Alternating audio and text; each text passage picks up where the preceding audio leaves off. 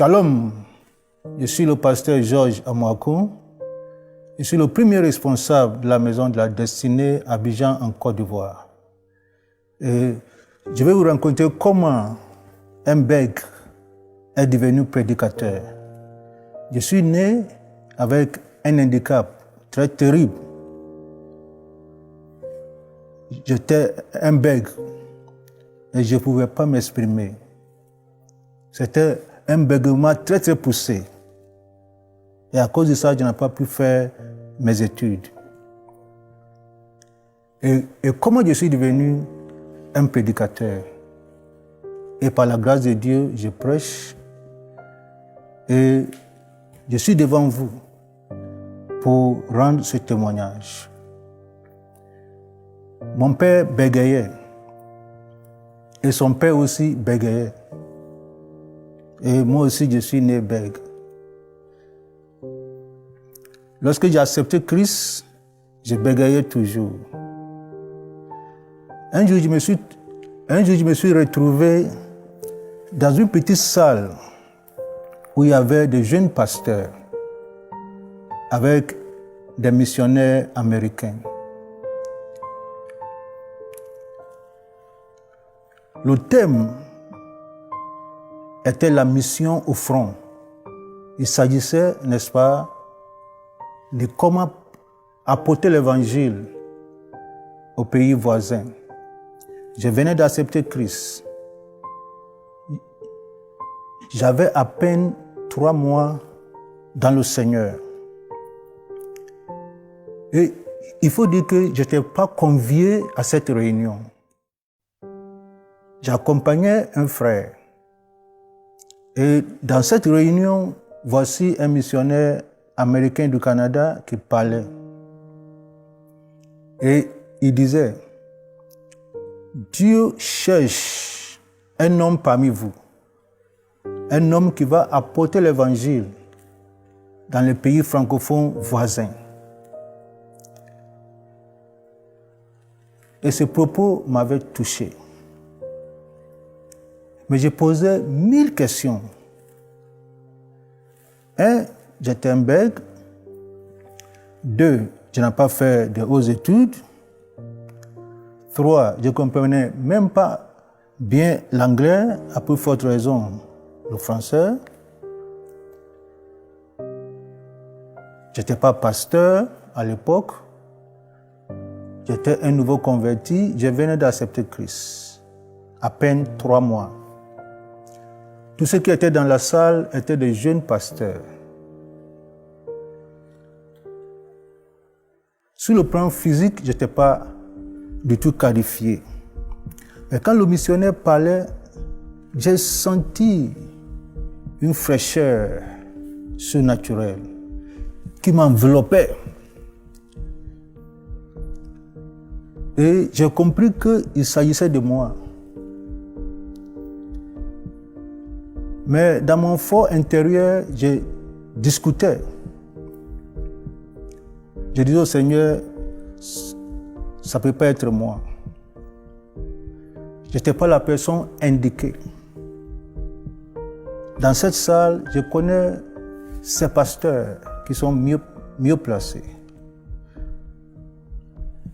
Alors que j'ai discuté dans mon cœur, ce missionnaire canadien, du nom de Jones, Mr. Jones, il s'est tourné vers ma direction. Et voici ce qu'il dit. Dieu peut utiliser n'importe qui. Et il a dit que un de ses personnages préférés dans la Bible, c'est Moïse. Et il ajoute, il bégayait. Et Dieu l'a utilisé puissamment. Et M. Jones ajoute encore, Dieu prend les choses folles de ce monde pour confondre les sages. Et il me regardait. Alors pour moi, c'est comme si Dieu me parlait par la voix de ce missionnaire. J'ai commencé à pleurer. Je sentais que quelque chose m'arrivait, mais je ne comprenais pas.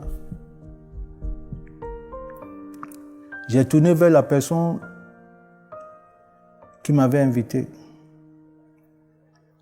Il m'a regardé et il me voit pleurer. Et le Canadien disait, nous sommes venus de l'Amérique du Nord.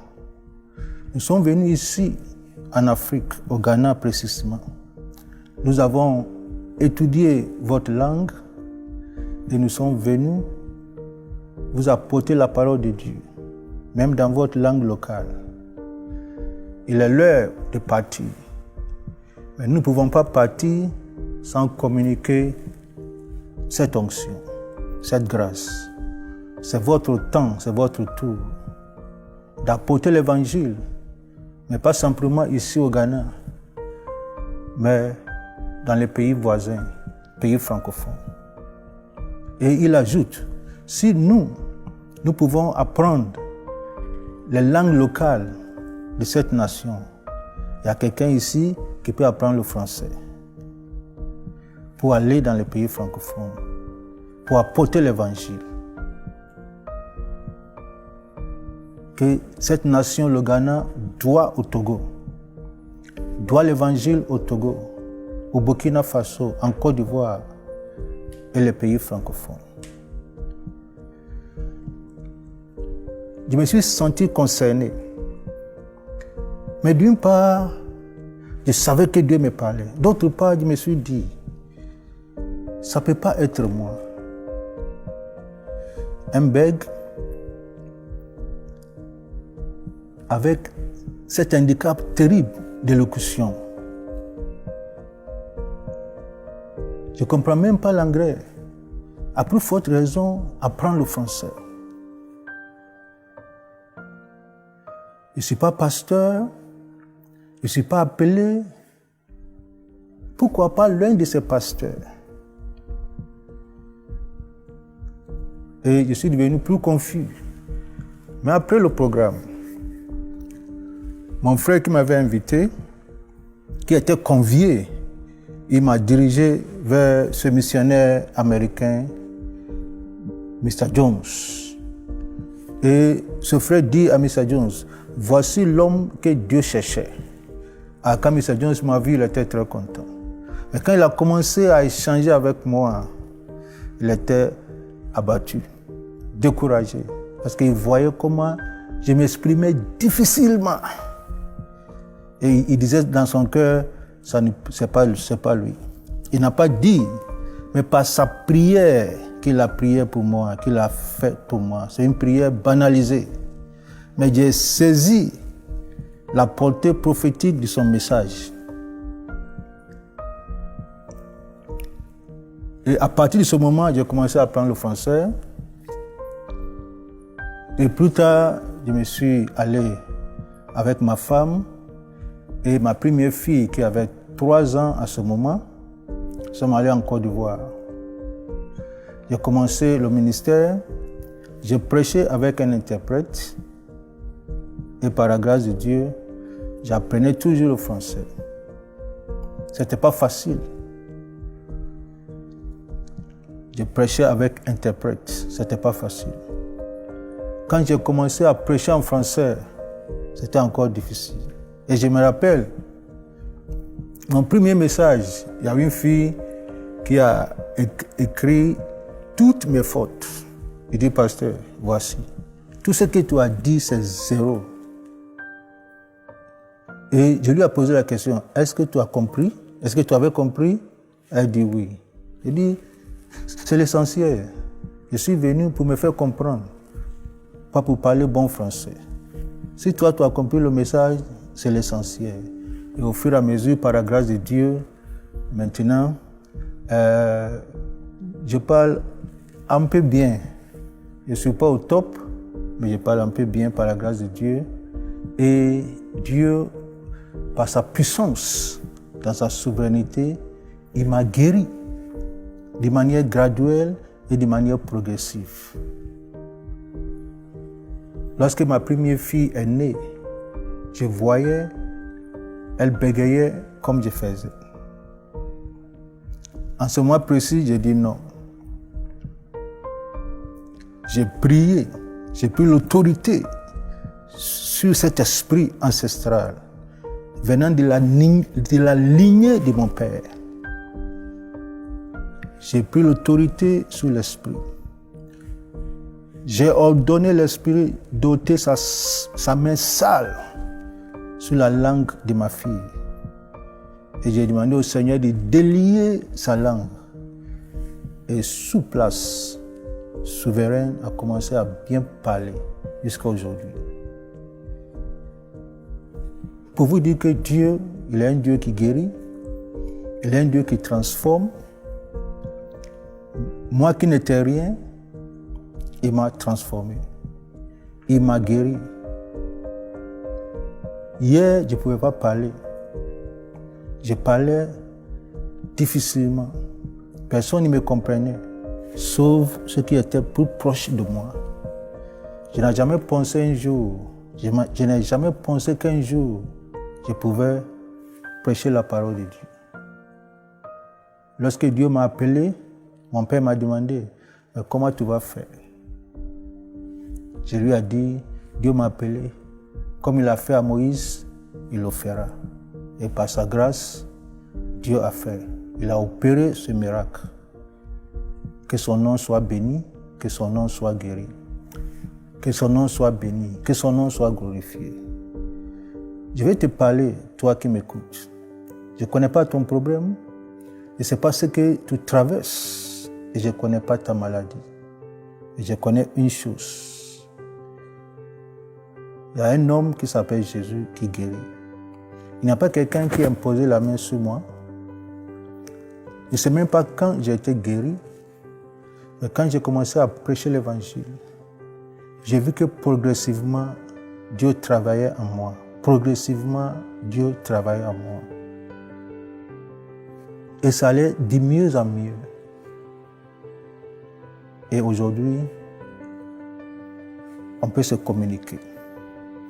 Il est capable, il veut te guérir, toi aussi, il veut te toucher, il veut te sauver. Je vais prier avec toi, quel que soit où tu es et quel que soit où tu te trouves. Nous servons un Dieu qui est vrai, qui est vivant. Nous servons un Dieu qui est réel. Impose la main quel que soit où tu es. Si tu es malade, impose la main sur toi. Non seulement il m'a guéri, il a guéri ma fille. Il va faire la même chose pour toi. Seigneur, merci. Merci pour ta grâce, merci pour ta faveur. Tu es un Dieu qui guérit, tu es un Dieu qui sauve. Voici ton peuple qui s'attend à toi. Manifeste-toi. Ce que tu as fait dans ma vie, fais dans la vie de chacun ici. Dans le nom puissant de Jésus. Amen.